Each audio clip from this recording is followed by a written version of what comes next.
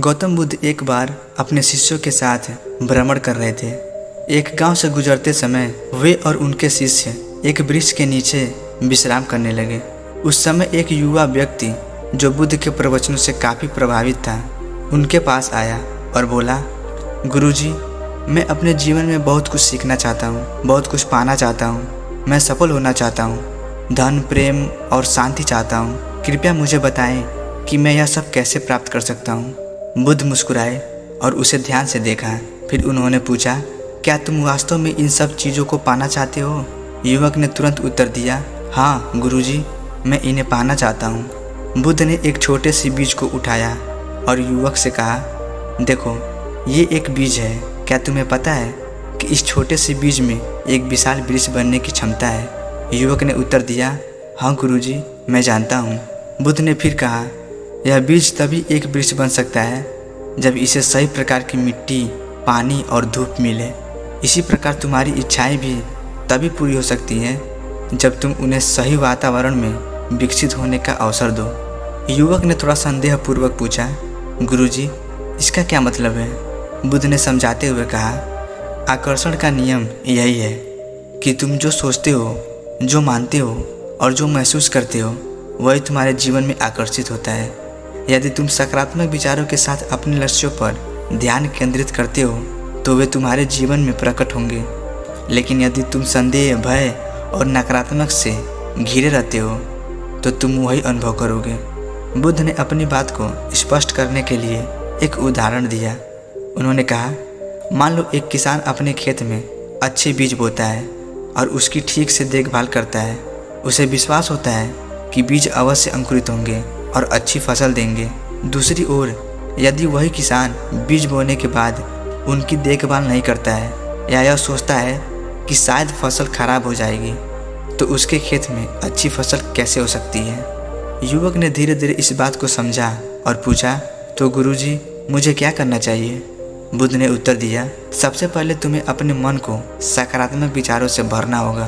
तुम्हें यह विश्वास करना होगा कि तुम्हारी इच्छाएं पूरी होंगी। दूसरा, तुम्हें उन चीज़ों पर ध्यान केंद्रित करना होगा जो तुम्हारे लक्ष्य को पाने में मदद करें। और तीसरा, तुम्हें धैर्य रखना होगा और अपने प्रयासों को लगातार जारी रखना होगा। याद रखना, जैसे एक बीज को वृक्ष बनने में समय लगता है, वैसे ही तुम्हारी इच्छाओं को भी समय लगेगा। युवक ने बुद्ध की बातों को समझा और उन्हें प्रणाम कर अपने घर लौट गया। उसने बुद्ध की सलाह के अनुसार अपने जीवन में सकारात्मक और विश्वास को जगह दी। धीरे धीरे उसने अनुभव किया कि उसकी इच्छाएं पूरी हो रही है और उसका जीवन सुखमय हो रहा है। इस कहानी से हमें यह सीखने को मिलता है कि आकर्षण का नियम हमारे विचारों, विश्वासों और भावनाओं पर निर्भर करता है।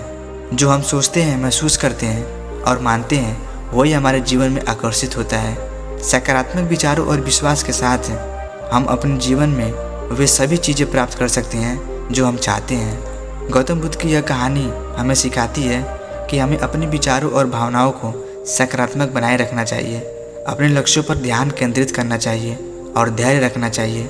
यही आकर्षण का नियम है और यही सफलता का रहस्य भी है।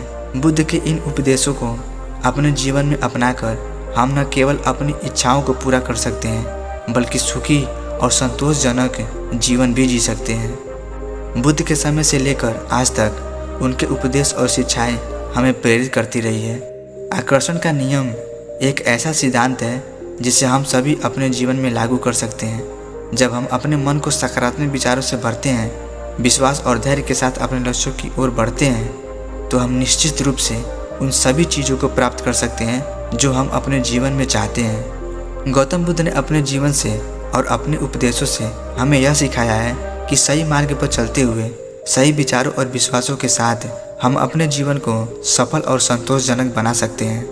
आकर्षण का नियम सिर्फ एक ही सिद्धांत नहीं है, बल्कि यह हमारे जीवन का एक महत्वपूर्ण हिस्सा है जो हमें सफलता, खुशी और शांति की ओर ले जाता है। तो दोस्तों, गौतम बुद्ध की ये कहानी आपको कैसी लगी नीचे कमेंट में ज़रूर बताएं। वीडियो अगर अच्छा लगा हो तो लाइक, सब्सक्राइब ज़रूर करें। बाकी मिलते हैं अगली वीडियो में। तब तक के लिए धन्यवाद।